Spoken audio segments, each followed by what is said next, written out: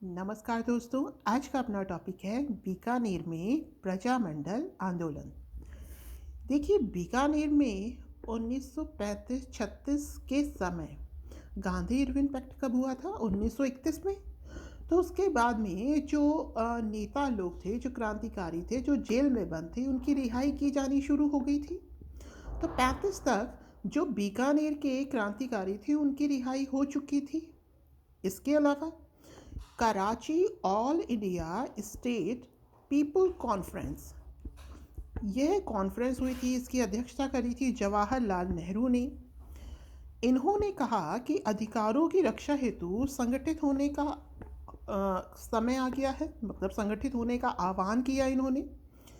इसमें बीकानेर से कौन शामिल हुए थे? लक्ष्मीदास स्वामी। इसके परिणाम स्वरूप 4 अक्टूबर 1936 को पंडित माघाराम वैद की अध्यक्षता में बीकानेर राज्य प्रजामंडल का गठन किया गया। और इनके साथ कौन था? सहयोगी कौन थे? माघाराम वैद, लक्ष्मीदास स्वामी और सत्यनारायण सराफ। अब देखिए, बीकानेर सेफ्टी एक्ट 1932 एक कानून था जिसके तहत प्रजामंडल की गतिविधियों पर रोक लगा दी गई। अब रोक लगा दी गई तो अब प्रजामंडल काम कैसे करे? इस हेतु कलकत्ता में बीकानेर प्रजामंडल की स्थापना की गई। कलकत्ता में बीकानेर के लोग रहते होंगे, उनके द्वारा बीकानेर प्रजामंडल की स्थापना की गई। इसके अध्यक्ष कौन थे? इसके अध्यक्ष थी लक्ष्मी देवी आचार्य। इसके अलावा हेतुवर्धन सेवा सदन और गंगा हरिजन होटल की स्थापना की गई, जिसका कार्य क्या था? हरिजनों उद्धार हेतु इसकी स्थापना की थी। कौन किन के प्रयासों से हुई थी? रघुवर दयाल गोयल, देवी दत्त पंत और घमंडी लाल के प्रयासों से। बीकानेर राज्य प्रजा परिषद की स्थापना। अब देखिए, प्रजामंडल कहाँ स्थापित हुआ है? कलकत्ता में। अब हम बात करते हैं बीकानेर राज्य प्रजा परिषद की। तो रावतमल पारिक के घर 22 जुलाई 1942 को रघुवर दयाल गोयल के नेतृत्व में बीकानेर राज्य प्रजा परिषद की स्थापना की गई, जिसके अध्यक्ष कौन थे? रघुवर दयाल गोयल थे। ठीक है।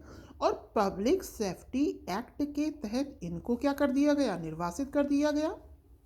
समझ आई? बीकानेर राज्य प्रजा परिषद की स्थापना कर दी गई।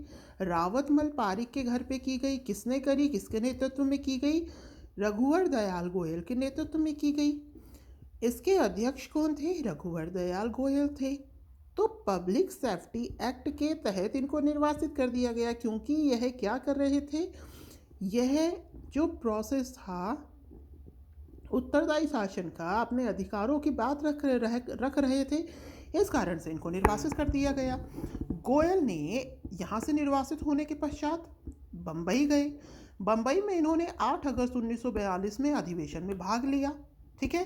फिर वहाँ से लौटते समय इनको गिरफ्तार कर लिया गया।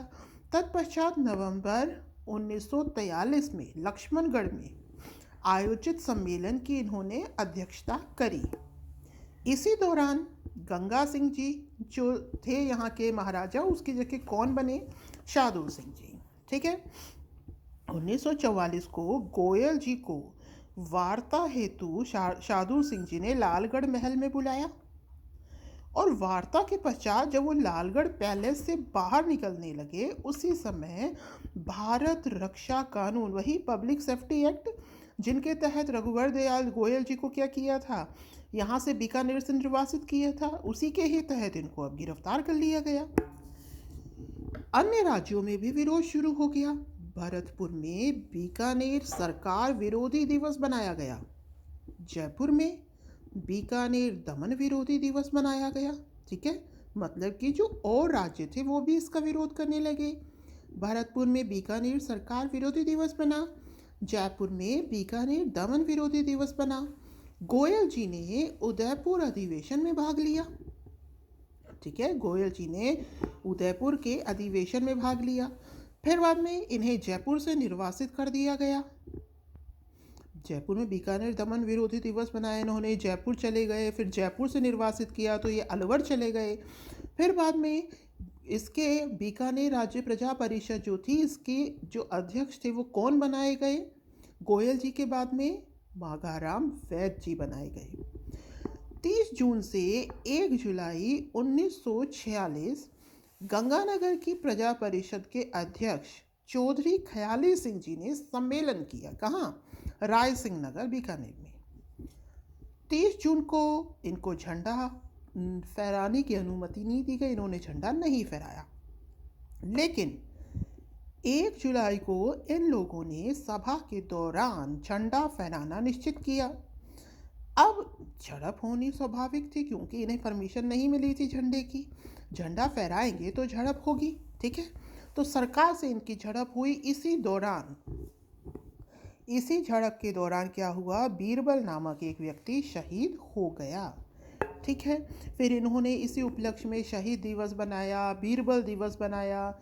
इसी दौरान फिर जुलाई 1946 को 7 कैदी रिहा किए गए। इनमें गोयल जी थे, चौधरी हनुमान सिंह जी थे, कुंभाराम जी थे, माघाराम जी थे, ठीक है।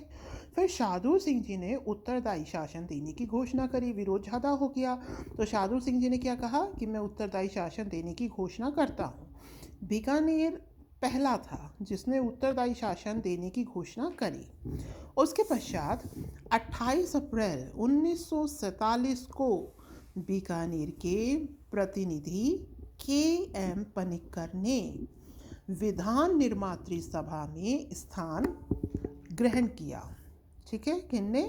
के.एम. पनिक्कर ने विधान निर्मात्री सभा में स्थान ग्रहण किया।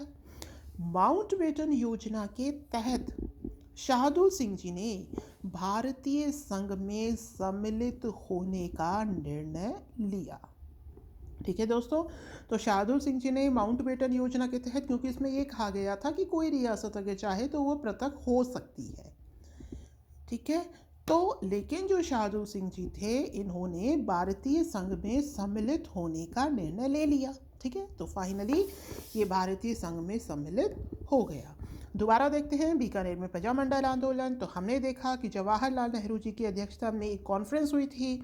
उसी से ही प्रेरित होकर माघाराम वैद्य जी की अध्यक्षता में बीकानेर राज्य प्रजामंडल का गठन किया गया। इनके साथ और कौन थे? लक्ष्मीदास स्वामी, सत्यनारायण सराफ थे। फिर बाद में प्रजामंडल की गतिविधियों पर रोक लगाई। ये बात याद रखिएगा कि बीकानेर प्रजामंडल की स्थापना बीकानेर में ना होकर कहाँ हुई थी? कलकत्ता में हुई थी।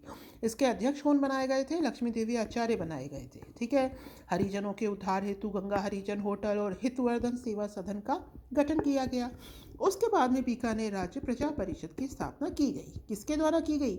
रघुवर दयाल गोयल जी के द्वारा की गई, इनके नेतृत्व में की गई, ठीक है। फिर पब्लिक सेफ्टी एक्ट के तहत इन्हें निर्वासित कर दिया गया तो इन्होंने बाहर कार्यवाही शुरू करी। उसी कार्यवाही के तहत इन्होंने 8 अगस्त 1942 के बम्बई अधिवेशन में अगले दिन क्या शुरू होने वाला था? भारत छोड़ो आंदोलन, उसमें सम्मिलित हुए। फिर लौटते समय इन्हें गिरफ्तार कर लिया गया, ठीक है। फिर उन्होंने 43 नवंबर में लक्ष्मणगढ़ में आयोजित सम्मेलन की अध्यक्षता करी। इन्हीं सब प्रोसेस के दौरान क्या हुआ? गंगा सिंह जी की तरह की जगह कौन बन गए? अब बन गए शाहदूर सिंह जी। फिर गोयल जी को वार्ता हेतु लालगढ़ महल में बुलाया गया शाहदूर सिंह जी के द्वारा। जब ये वार्ता कर बाहर आ रहे थे तो वही पब्लिक सेफ्टी एक्ट के तहत इनको क्या कर लिया गया? गिरफ्तार कर लिया गया, ठीक है। इसका सभी राज्यों में विरोध हुआ। भरतपुर में बीकानेर सरकार विरोधी दिवस मनाया गया। जयपुर में बीकानेर दमन विरोधी दिवस मनाया गया। गोयल जी ने उदयपुर अधिवेशन में भाग लिया। उसके बाद में जयपुर आ गए, जयपुर में अपना कार्यवाही करने लगे, ठीक है। फिर बाद में इन्हें जयपुर से भी निर्वासित कर दिया गया, उनके प्रवेश पर रोक लगा दी गई। तब ये कहाँ चले गए? अलवर चले गए। इस दौरान बीकानेर राज्य प्रजा परिषद के अध्यक्ष कौन बने? माघाराम वैद्य, ठीक है। अब 30 जून और 1 जुलाई 1946 गंगानगर की प्रजा परिषद के अध्यक्ष चौधरी खयाली सिंह जी ने सम्मेलन किया। कहाँ किया? राय सिंह नगर में किया। तो 30 जून को इन्होंने झंडा नहीं फहराया, अनुमति नहीं मिली। लेकिन वहाँ के जो लोकल नागरिक थे उनके साथ मिलकर इन्होंने 1 जुलाई को झंडा फहराना निश्चित किया। तो विद्रोह हुआ। इसी के दौरान बीरबल नामक व्यक्ति शहीद हुआ। इन्होंने शहीद दिवस मनाया। तत्पश्चात इन लोगों के प्रयत्नों से जुलाई 1946 को 7 कैदी रिहा किए गए। शाहदूर सिंह जी उत्तरदायी शासन देने की घोषणा कर चुके थे।